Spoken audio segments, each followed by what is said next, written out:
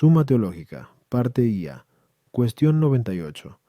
Sobre el estado del primer hombre. La conservación de la especie. Ahora hay que tratar lo referente a la conservación de la especie. Primero, la misma generación. Segundo, la condición de la prole. La cuestión sobre el primer aspecto indicado plantea y exige respuesta a dos problemas. En el estado de inocencia, ¿habría habido o no generación? ¿Habría habido o no generación por coito? Artículo 1. En el estado de inocencia, ¿habría habido o no generación lat? Objeciones por las que parece que en el estado de inocencia no habría habido generación. 1. Se dice en B-Physic, la generación es contraria a la corrupción. Lo contrario lo es sobre lo mismo. En el estado de inocencia no habría habido corrupción, por lo tanto tampoco generación tua. La generación está ordenada a conservar en la especie lo que individualmente no puede conservarse. Así, en los seres eternos no hay generación, pero en el estado de inocencia el hombre hubiese vivido perpetuamente. Por lo tanto, en el estado de inocencia no hacía falta generación. 3.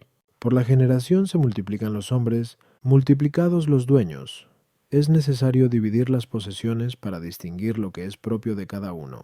Por lo tanto, habiendo sido constituido el hombre como señor de los animales, una vez multiplicados los hombres, se seguiría la división del dominio, pero esto parece ir en contra del derecho natural por el que todas las cosas son comunes, como dice Isidoro.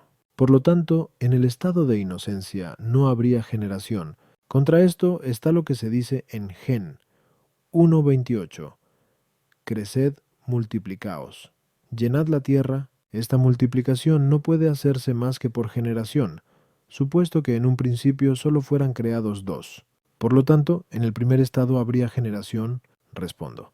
En el estado de inocencia habría generación que multiplicase los hombres. De no ser así, el pecado del hombre hubiera sido muy necesario como medio para alcanzar un gran bien. Hay que tener en cuenta que el hombre, por naturaleza, es algo intermedio entre lo corruptible y lo incorruptible, ya que su alma, por naturaleza, es incorruptible, y el cuerpo corruptible. La naturaleza tiende siempre a lo que continuamente es algo esencial a ella, pero a lo que solo tiende durante cierto tiempo no es algo primario en la naturaleza, sino subordinado a otro. En caso contrario, su desaparición supondría la desaparición de la intención de la naturaleza, y porque en los seres corruptibles solo la especie perdura siempre y continuamente, en estos el bien de la especie, a cuya conservación se ordena la generación, es el fin principal de la naturaleza. Por el contrario, las sustancias incorruptibles permanecen siempre específica e individualmente, por lo cual en ellas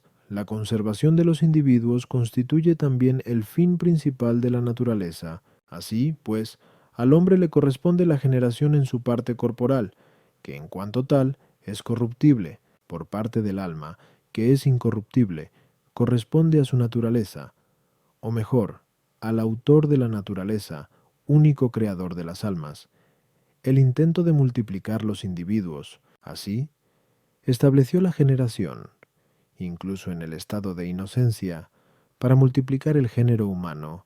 A las objeciones. 1. El cuerpo del hombre en el estado de inocencia era corruptible, el alma lo preservaba de la corrupción, por lo tanto, al hombre no había por qué quitarle la generación, propia de lo que es corruptible. 2. Aun cuando la generación en el estado de inocencia no tuviera por fin la conservación de la especie, tendría la multiplicación del individuo. 3. En nuestro estado, al aumentar los dueños, se dividen las posesiones, pues la comunidad de posesión origina la discordia, como dice el filósofo en Segundo Politic, pero en el estado de inocencia estaban de tal modo armonizadas las voluntades de los hombres, que cada uno hubiese tomado del bien común lo que le correspondía sin peligro alguno de discordia, y esto también se puede ver ahora entre hombres honestos. Artículo 2. En el estado de inocencia, ¿habría habido o no generación por coito? Lat. Objeciones por las que parece que en el estado de inocencia no habría habido generación por coito. 1. El Damasceno pinta al primer hombre en el paraíso como otro ángel, pero en el estado futuro de la resurrección, cuando los hombres serán semejantes a los ángeles, ni se casarán ni se darán en casamiento, como se dice en MT 22:30. Por lo tanto, tampoco en el paraíso habría habido generación por coito. Toa. Los primeros padres fueron creados en edad adulta. Así pues, si la generación antes del pecado hubiera sido por coito, hubiesen estado unidos carnalmente en el paraíso. Esto es falso, por la misma escritura, Gen 4:1. 3. Debido al alto grado de placer que hay en este acto, el hombre es comparado a los animales. Por eso se alaba la continencia, pero el hombre es comparado a los animales por el pecado, según aquello del Sal 48:21. El hombre, aun puesto en suma dignidad, no entiende. Es semejante a los animales. Por lo tanto, antes del pecado, no habría habido unión carnal del hombre y la mujer. Tria. En el estado de inocencia no había corrupción. Por el coito se corrompe la integridad virginal. Por lo tanto, el coito no habría existido en el estado de inocencia. Contra esto está el hecho de que Dios antes del pecado hizo al hombre y a la mujer. Como se dice en Gen 1:27 y 2:22, Dios no hace nada en vano. Por lo tanto, si el hombre no hubiese pecado, también habría habido coito al que se ordena la diferencia de sexos. Más aún, en Gen 2:18-20 se dice que la mujer ha sido creada para ayuda del varón, y no podría serlo más que para la generación, porque para cualquier otra cosa le sería más útil la ayuda de un hombre que la de la mujer. Por lo tanto, también en el estado de inocencia hubo generación por coito. Respondo.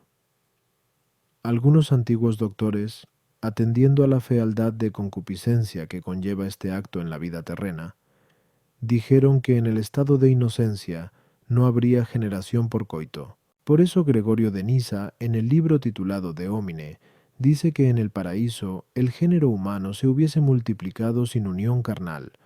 Como los ángeles se multiplicaron por obra del poder divino, añade que Dios creó macho y hembra en el primer estado, previendo el modo de generación que habría de darse después del pecado. Pero esto no es razonable. Lo que es natural en el hombre ni se le añade ni se le retira por el pecado. Como dijimos anteriormente, Q.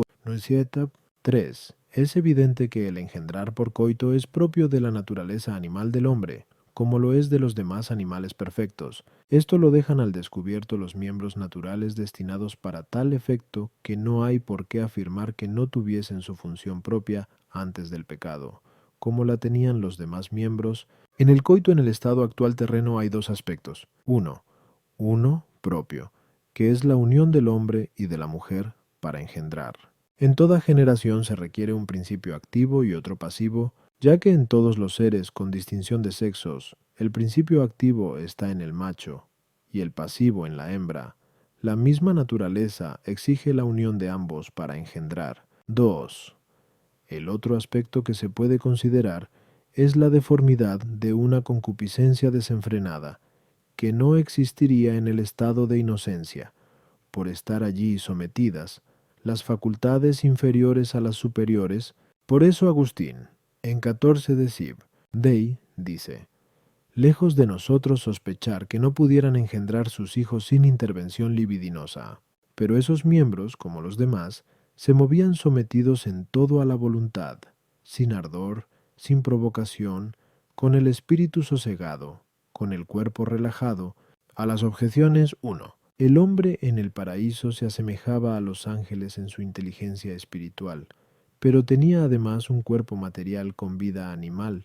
Solo después de la resurrección el hombre será semejante al ángel en alma y en cuerpo. Por lo tanto, no hay paridad. Como dice Agustín en 9 Supergen, Adlit, y los primeros padres en el paraíso no tuvieron unión sexual, porque después de ser formada, la mujer fueron arrojados del paraíso por su pecado, o también porque esperaban la fijación del tiempo para la unión, cuyo mandato general ya tenían. Los animales carecen de razón, y el hombre en el coito se compara a los animales en que no puede moderar el deleite del acto ni el impulso de la concupiscencia, pero en el estado de inocencia no habría nada que no estuviese moderado según la recta razón, lo cual no quiere decir, como afirman algunos, que no hubiese deleite sensible, pues la intensidad de éste es tanto mayor cuanto lo es la condición natural y la sensibilidad corporal.